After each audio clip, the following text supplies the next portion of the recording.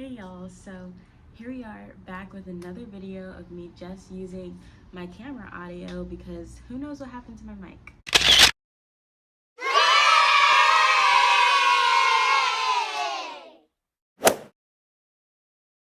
Yeah, my mic is broken, so I'm sorry, bear with me. I am in the works to getting a new mic. But today's video is just going to be some breastfeeding tips that I can give to you as a first-time mama.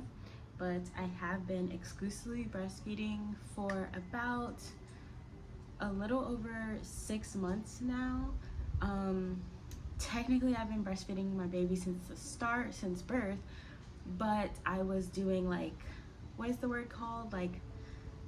Interchanging. So I was formula feeding and breastfeeding. So it wasn't exclusive until around the 4th month mark when my baby started to actually get more comfortable with just breastfeeding exclusively. So guys, before I get into the tips, I am going to explain you guys how my journey has been and why I came to the exclusive breastfeeding route. So basically, if you guys have not watched my birth story already, go ahead and check out that video. That is a fun watch. I mean, watch my trauma.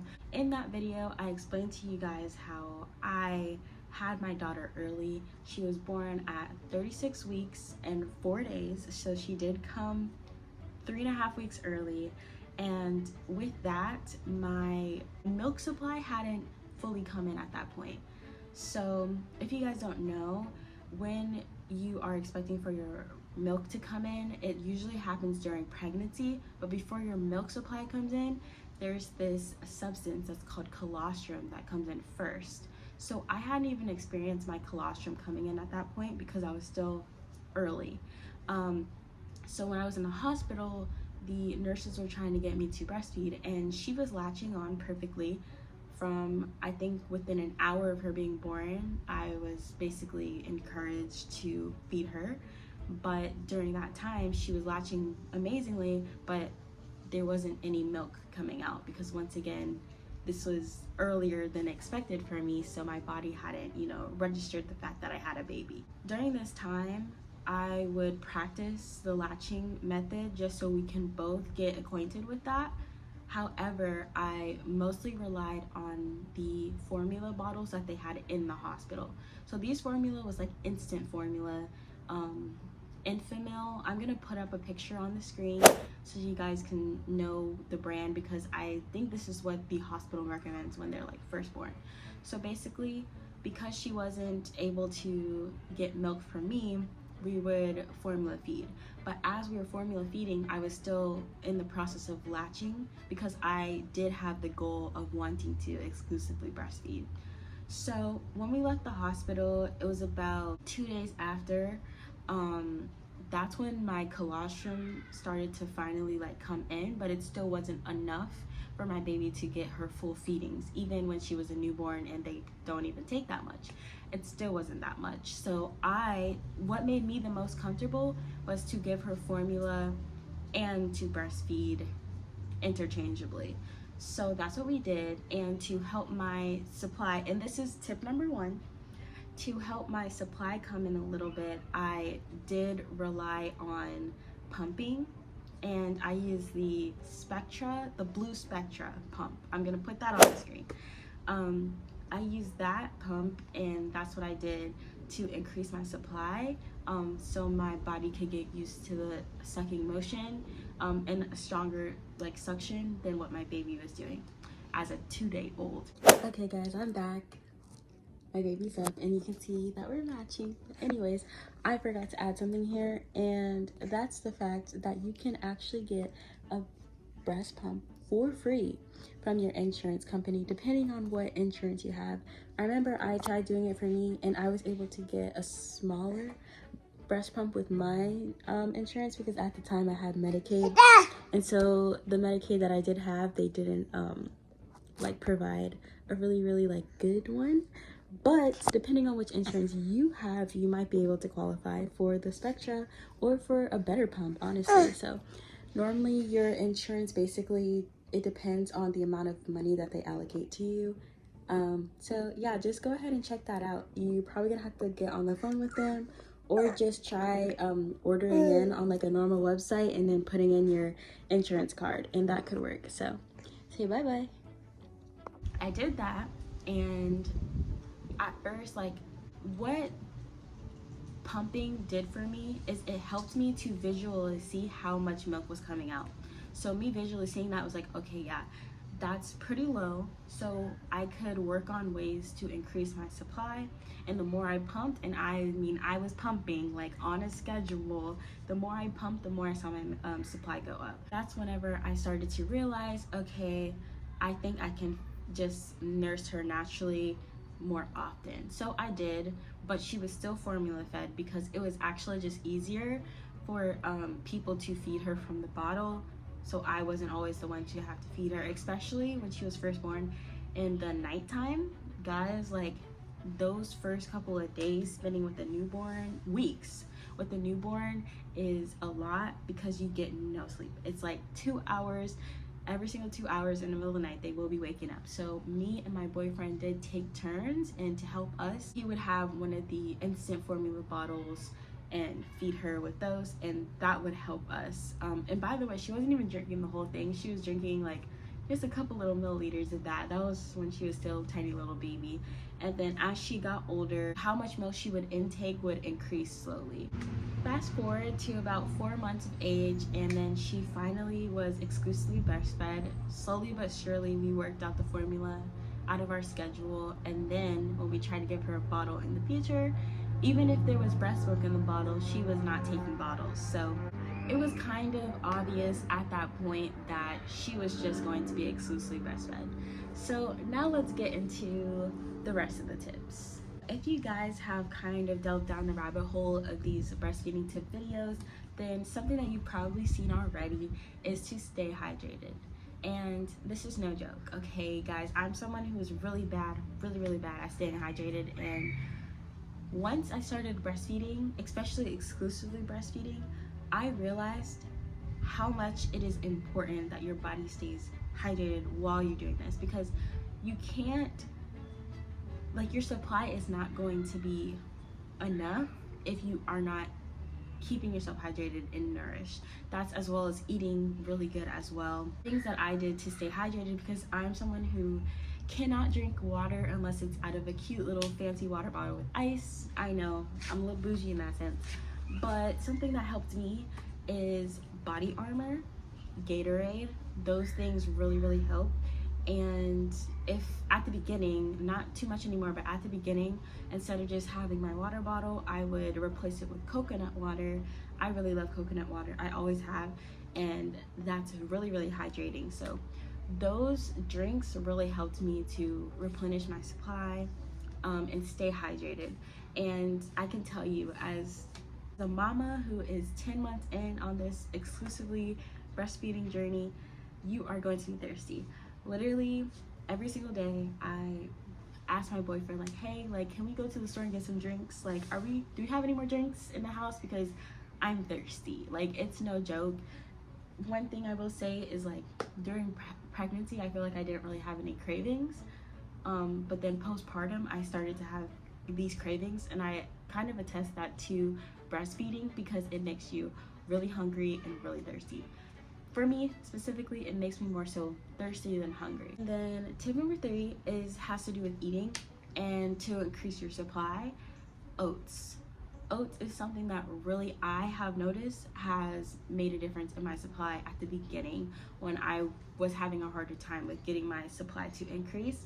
And so I noticed this, like, if I would eat the Chick-fil-A like cookie, like they have a lot of oats in that cookie, I would eat that and then I would pump, and I noticed a really big increase in my supply. So I actually went on Amazon and bought some lactation cookies that have some oats in them and stuff. So I would eat those like about an hour before I would pump, and then I would see an increase in my supply.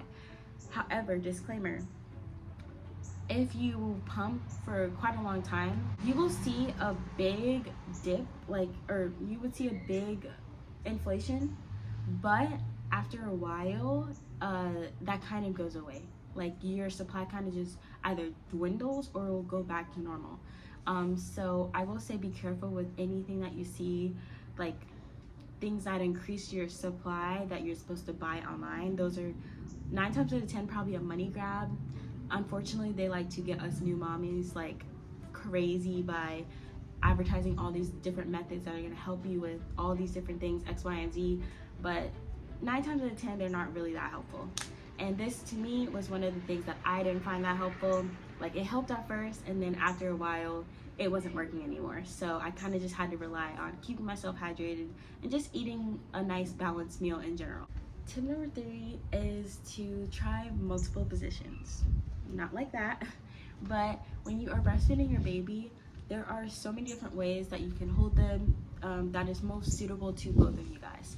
So for me, holding my baby this way, like that's like a cradle position. I don't really know if that helps. Okay, so I would have my little like breastfeeding pillow right here, and I'm actually gonna tell you the name of mine if I can remember. My pillow, the name of my pillow was called My Breast Friend, and I'm gonna put it up on the screen.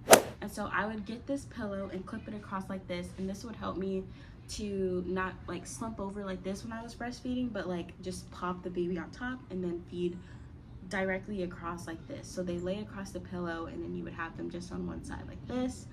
For me, it was always best to lay my baby across into this side and not like this way, not like the football hold. But yeah, this pillow really helped me, especially because, like I said in my birth story video, I did say that I had a C-section. So I mean, you guys can still see the little C-section pouch, but anyways, so I had a C-section, and yeah, slouching down or putting any increased pressure or having my baby's like body there really hurt. So having that pillow really helped me. Another pillow you can have is the boppy, but for me, because the boppy doesn't clip and it's kind of just like you stick it there, it doesn't really hug you and it will slide off. So I recommend this pillow. But yes, try many positions.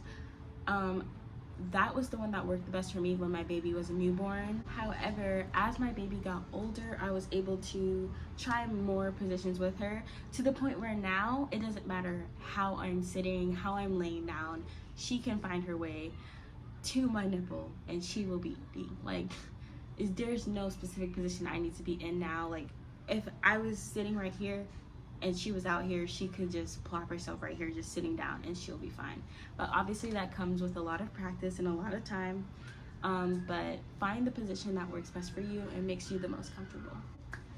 Okay, y'all, so this comes from at any point in your journey, but for me specifically, this was more so at the beginning of my breastfeeding journey, and that is mastitis. I personally never dealt with mastitis, I don't think so, but I did deal with clogged ducts, and it is very painful, y'all.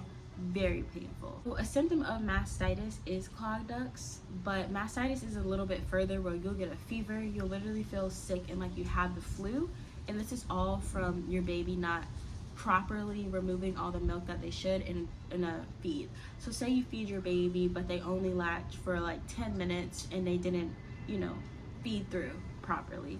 So then what does that do?